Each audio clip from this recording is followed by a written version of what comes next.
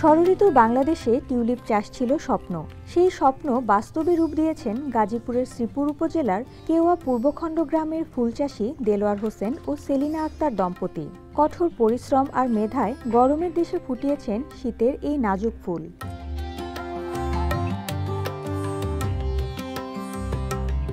জানুয়ারির মাঝামাঝিতে দেলোয়ারের বাগানে ফুটতে শুরু করে টিউলিপ। এখন সব ফুল ফুটে দৃষ্টি জুড়াচ্ছে দর্শনার্থীদের।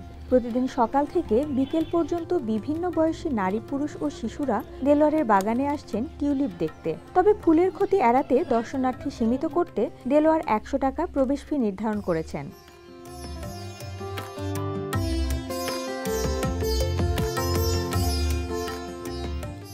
আগে তো আমরা দেখা যেত যে দেশের বাইরে গেলে তখন এই টিউলিপ গার্ডেনে যেতাম, তো এখন বাংলাদেশেই দেখা যাচ্ছে, এটা ভালো লাগছে। ফার্স্ট আমি টিউলিপ দেখলাম, আগে আমি কখনো টিউলিপ দেখিনি। এই টিউলিপ ফুলগুলো দেখে আমার খুব ভালো লাগছে। বাচ্চাদের নিয়ে আসছি, টিউলিপ ফুল দেখলাম, ফুল অনেক সুন্দর, এর আগে কখনো দেখিনি, বাংলাদেশে এটাই আমাদের প্রথম। আমার এইখানে এসে খুব ভালো লাগতেছে। তো এইখানে অনেক ধরনের ফুল আছে যেটা দেখতে খুব সুন্দর।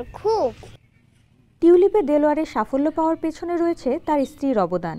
ইংরেজিতে স্নাতকোত্তর এই নারী বিদেশিদের সঙ্গে যোগাযোগ করে তাদের কাছ থেকে বাল্ব সংগ্রহ করেন। ফুল চাষে কোনো সমস্যা হলে বিজ্ঞানীদের সঙ্গে পরামর্শও করেন। প্রায় ১৭ বছর ধরে বিভিন্ন ধরনের ফুল চাষ করি। আমি বড় একজন ফুল খামারি। আমার বিভিন্ন ধরনের কাঠফ্লাওয়ার আছে, যেমন গোলাপ আছে, জারবেরা আছে। তারপরে আমরা কিন্তু চায়নাতে ট্রেনিং করছি এই ফুলের উপরে বা বিভিন্ন ক্রপসের উপরে। আমি আপনার হলো এটা টিউলিপটা আসলে মূলত বেশিরভাগ পর্যটন এরিয়া থাকে। যে সব দেশগুলিতে টিউলিপ করে তারা হলো বেশিরভাগ পর্যটন।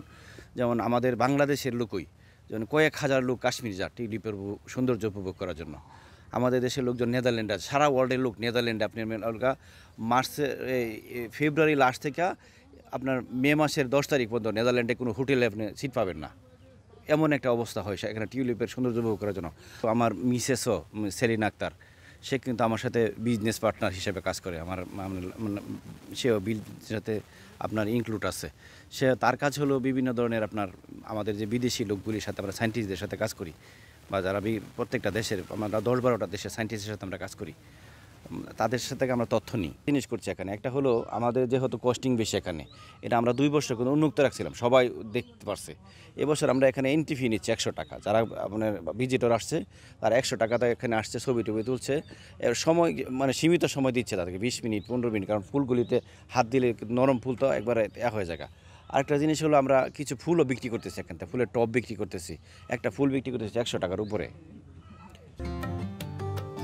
২০২০ সালে প্রথমবার নেদারল্যান্ডস থেকে ২০,০০০ বাল্ব বা বীজ আমদানি করে সীমিত পরিসরে দেলোয়ার টিউলিপ চাষ শুরু করেন। এরপর ২০২১ সালে ৩০,০০০ এবং এবছর ৭০,০০০ বাল্ব আমদানি করেছেন তিনি। এবার দেলোয়ারের বাগানে ফুটেছে প্রায় ১৩ রঙের বাহারি টিউলিপ। দেলোয়ারের টিউলিপ চাষে মুগ্ধ হয়ে সহায়তার আশ্বাস দিয়েছেন কৃষি সম্প্রসারণ অধিদপ্তরের কর্মকর্তারাও। উনি এখানে একটা ব্যতিক্রমধর্মী উদ্যোগ নিয়েছেন এবং উদ্যোক্তা হিসাবে উনি টিউলিপের চাষ বাড়াচ্ছেন। এবং টিউলিপ একটু মূল্যবান ফসল, এটা শীতকাল ছাড়া এই ফুলটা হয়ও না।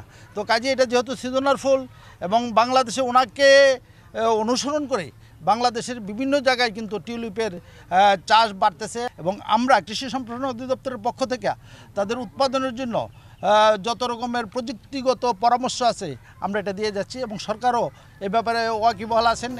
তার নার্সারির নাম মৌমিতা ফ্লাওয়ার্স। এর আগে জারবেরা, চায়না গোলাপ ও বিদেশি বিভিন্ন ফুল চাষে সফল হয়েছেন দেলোয়ার। সফল ফুল চাষী হিসেবে ২০১৭ সালে পেয়েছেন বঙ্গবন্ধু কৃষি পদক। গত বছর দেলোয়ারের বাগানে টিউলিপ ফুটলে তা প্রধানমন্ত্রী শেখ হাসিনার নজর কাড়ে। বাগান পরিদর্শনে যান কৃষিমন্ত্রী ডক্টর মোহাম্মদ আব্দুর রাজ্জাক ও শিক্ষামন্ত্রী ডাক্তার দীপুমণি সহ সরকারের বিভিন্ন দপ্তরের ঊর্ধ্বতন কর্মকর্তারা। দেলোয়ারের ফোটানো টিউলিপ খবর হয়েছিল খোদ ডাচ পত্রিকায়। নুসরাত জাবিন বিভা, নিউজ বাংলা ডেস্ক।